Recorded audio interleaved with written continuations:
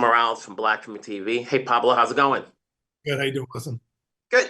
So we're here, season two. Obviously, fans are looking forward to seeing what's going to happen next. It seems that John, as opposed to Master Chief, is conflicted with a lot of things going on. How much more can you say as to what to expect from your character this season? Yeah, the war with the Covenant is not going well for humanity. The Covenant is at the doorstep. They're threatening the interior of the universe, which is the planet Reach, and yeah, the danger is at an all-time high. Coinciding with that, Silver Team has been assigned to some random planets in the outskirts of the universe, and they're doing work they feel they're overqualified for. And John can't quite figure out why. And then they meet their new boss, Joseph Akerson, who heads up the ONI, and it becomes obvious pretty quickly that he's got some ulterior motives, and John has to figure out what those are for the good of his team. Are we going to get more action or more John? We're going to see a lot more Master Chief or more John because in the early beginnings, Master Chief was doing his thing, and then we get into the whole psychological warfare that John is battling with himself. Yeah, you're going to get more of both. That's the crux of our show is telling the story of both. He's a very dual character, obviously, the character of Master Chief, who is humanity's last hope in this war against the Covenant, and is well known across the universe for all the things that holds with it. And the character of John, who is the soldier underneath, and is really at the beginning of his journey of discovery of sort of what it means to be human, how much he owes to humanity because of his position. And so, yeah, you'll get equal doses of both, which is sort of the setup of this show.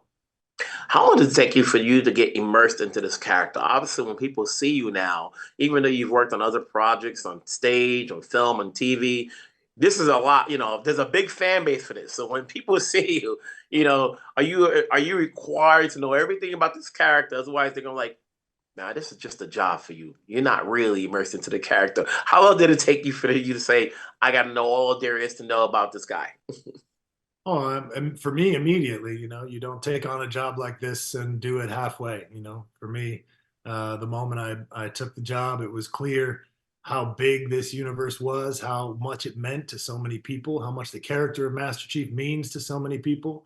When you play the video game of Halo, all the video games of Halo, when we play them, we play as the character of Master Chief. And he's a bit of an empty vessel that's created for the video game so that we can all feel that there's parts of our personality within him. We project that onto the character. So there's an ownership that comes from every single person who's ever played Halo over the character of Master Chief. I felt that immediately. I felt how important it was to so many people. And for me, it was important right away to get into, going as deep into the Halo lore and into what the universe, the expanded universe entailed, and figure out who the character of Master Chief was, and then to sort of help as much as I could in solving the riddle of how to dissect the character and bring new elements of it with this discovery of John. Pablo, it's I've always watched your work. Obviously, I'm a fan of 13 Hours. I watch it all the time, But hey, with this one, I can see a different side of you every episode. Keep doing your thing. We're here to support. Take care. Thanks, Wilson. Appreciate your time, man. Have a great day. Wilson Morales from Black Film TV. Hey, Bokeem, how's it going? How's it going, man? How are you?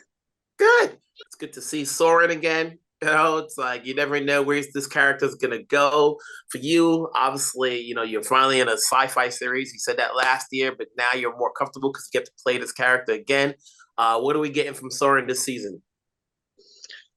Soren's evolution is ongoing, as this season so wonderfully depicts.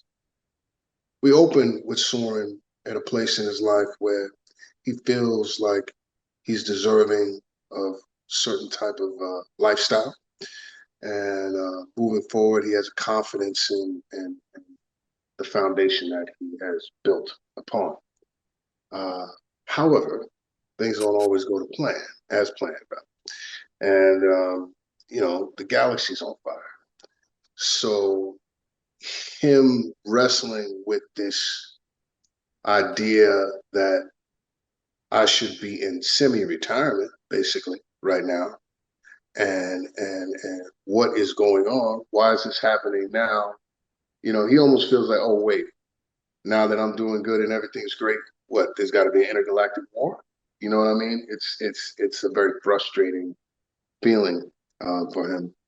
It And reminds me. It feels like that character in Heat, you know, where De Niro could just get in the car and go with the girl. It's like, no, he's got to turn back. You right, see, you know, exactly, he got to turn back. He's got a good life, but then he hears Halsey and all that. I'm like, I'm getting back in the exactly. game. Exactly, exactly. So, you know, he's one of those characters that the audience might say, just relax, you know, you don't need to do any more, you know, and you know, just enjoy your life. But at the same time, here's this unknown variable knocking on the door, forcing him to take action. And to be honest with you, he has demons and ghosts that he's chasing, literally at the same time. So there's a lot going on when we find him in the beginning, and it culminates by the end of the season in very unexpected ways. I think a lot of people won't see how it ends in season two. For as much work have you done on screen, TV, films, and stuff like that, now you're in this series, you know, you get to play, recreate, you know, play this character, make it your own. What have you learned as an actor, skill set wise, as you do the show to whatever you do next moving forward?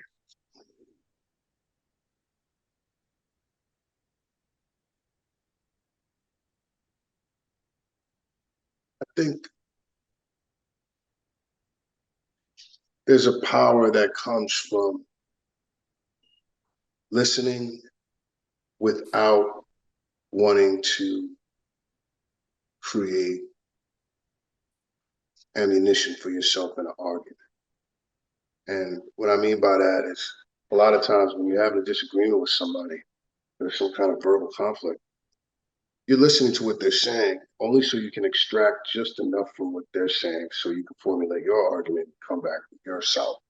Yeah.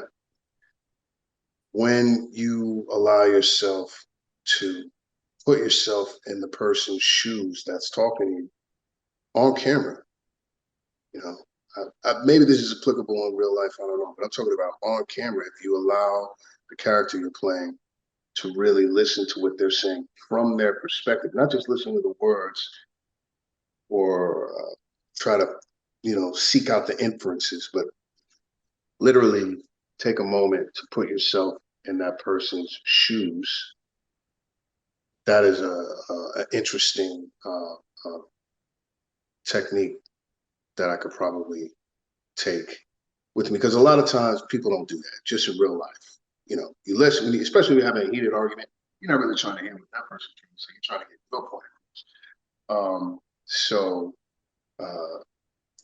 it's a little bit counterintuitive. However, if you've ever done it in real life, it gives you pause, a certain kind of pause that you might not have otherwise because you're seeing things from their eyes, and it could be a little jolting, a little jarring. Like, oh, this is how you see things. You know what I mean? Wow. You know, and I said, oh, that's very interesting. I want to try to take that, you know, on down the line. Even if it's just for a half a second, even if you just put yourself in their shoes for just a moment and see what the effect that has on your performance. Okay, it's always a pleasure talking to you. Obviously, congrats on coming back. You know, let's see where Soren goes this season. Keep it going. We're here to support. Take care. Thanks, man. Wilson Morales from Black Women TV. Hey, Joseph, how's it going? Yeah, good. How you doing, Wilson? Good. Is it always fun to come in and be the guy that everybody hates, but you know, or is it more than that? You know, tell me that there's going to be more to Akerson than what we think it is. Oh, you know, there's going to be more to him. Like, yes, of course, but it's fun. You know, like what I like is to play someone who stirs the pot initially, and then I want to win you over. So my challenge is okay. Now I've created this hurricane, this dynamic initially. Now, how do I bring people in so that they start to root for him, right? How do I bring them on board? How do I connect with them? And so for me, the secret to that lies in showing these private moments, these moments of vulnerability, the cracks, the reasons why he does what he does, so that, you know, even if you don't agree with him, by the end, hopefully you understand him at least. It's almost like a generic day. It's almost like a job where, like, if there's a new boss in town or a new coach, he's gonna come in with his own ideas and implement his own ideas, and you may not like it, So either you're on board with it or not. But in this case, he has that look that's a little bit more sinister than what you normally would get from somebody else. Yeah, and I think there's certainly in the writing and in my performance, there was the idea to set him up potentially as an antagonist in the beginning. And someone who we might believe is, oh, this is going to be the villain. Especially, look, a British guy playing the character in the American show is going to be the villain, right? Throughout the season. But what's wonderful about the writing in this show and the vision that David's brought to this in season 2 now is that it's not predictable in that way. It takes twists and turns. And so for me, the exciting thing was the arc of the character and how we set you on this track where you think you know where it's going, and then we veer off and take people by surprise, hopefully. When you join a show that's already established, not only from the video games from the first season, is it a lot to do to play catch up, or were you already a fan?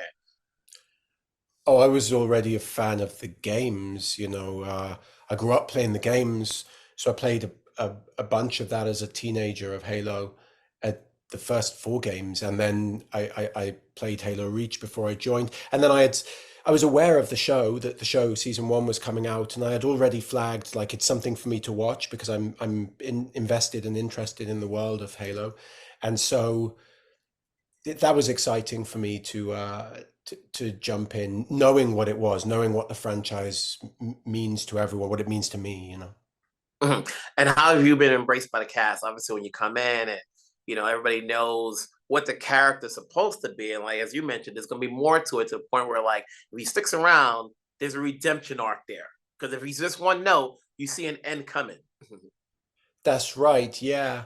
But it's like, it's interesting because in real life, people, it's not polarized. There's a spectrum, right? So nobody's good, nobody's evil, but there's like people, their needle moves between the two. And certainly for characters, I think that's true.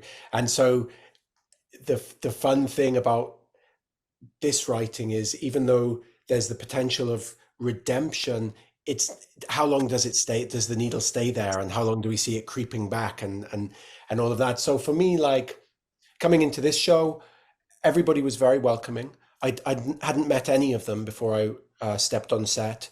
I wasn't even available for the read through we did on Zoom because I was shooting something else. So really nobody knew what I was going to do with the character before I walked on set and started saying the lines. So I felt like I knew that. So I wanted to use that to my advantage because nobody knows, who James Akerson is when he walks there into the briefing room. So my first scene to shoot was my first scene as the character. So I thought, like, this is going to be, I'm going to just try and use all of this energy and this kind of, curiosity about this new actor who's come onto the show and build it into the character. So that was my take on it. Hey, congrats on the role. Let's see where it goes. Keep it going. Take care. Hey, thank you. I appreciate you. Thank you, man. Wilson Morales from Black Film TV. Hello, folks. How's it going? Hey, Hey, Wilson. Wilson. David, let's hope the ship steers right. Let's get that off the bat. Let's talk about what made you decide to come on board on this one. You've had tons of a TV experience, and so you're on board with this one. What are we getting from you here? It's going to make you stick around. Yeah, I mean, for me, I came on because they would have me. I think like it was an opportunity to, do on a scale what you don't normally get to do in television. I've always been really fascinated by, epic war stories and stories of like big struggles. And this was like the perfect opportunity to, tell like an emotional story about what happens to human beings in the face of crisis. And I couldn't resist. And, it's been a really wild, but really kind of satisfying ride. New man, new changes. Kiki, what do we want from you and David to reflect the vision of the series that fans want to expect? Yeah, I mean, I think, what was great about bringing David on is he had a really specific vision for how he wanted to tell his story, right? And I think what we were looking for was a story and characterization that really propelled the season forward, and that really surfaced as the most important part. Like, how do we have this character story really feel relatable and exciting, and around that have all of the action and all of the world building of Halo around it, on top of really sort of big momentous events in Halo canon. So, I think we landed in it with great tone, great intensity, right? And a season where you feel these really dire events much more intensely, than just seeing it unfold. But David, obviously with the work that you've done over the past, coming into this, was it challenging at all balancing the story that is taking place along with the action? Because a lot of people want to see action, and we get that from episode one, Yeah, and I mean, then we I dive want into to see stories. action. No, it's a good question. I think like there's obviously a lot. It's a big show. There's 18 major character arcs. We go to 6 or 7 different worlds over the course of the season, and there's a lot of storytelling to be done. What's great is when you can get those things happening simultaneously, right? Where you get relationship stories that are actually happening in the midst of the action. Even in the first episode, the way that Master Chief kind of initially connects with Corporal Perez is, in the face of this assault by the Covenant. And I think that in telling the story of soldiers, who they are, what they believe, what the stakes are for them, kind of gets exposed during those action sequences. And so we wanted to stay intimately in their point of view, even when all the plasma is flying. It's a tightrope, man. It's a tightrope. Tightrope. Hey, but we're here. Thanks for coming back. Obviously, we never want any show to be one season and done. So, season 2 spells confidence. Let's keep it that way. Let's keep more action going. Let's see what happens more with Chief, Master Chief. We're here to support. Take care of yourselves. Thanks, Thanks, Wilson. Wilson.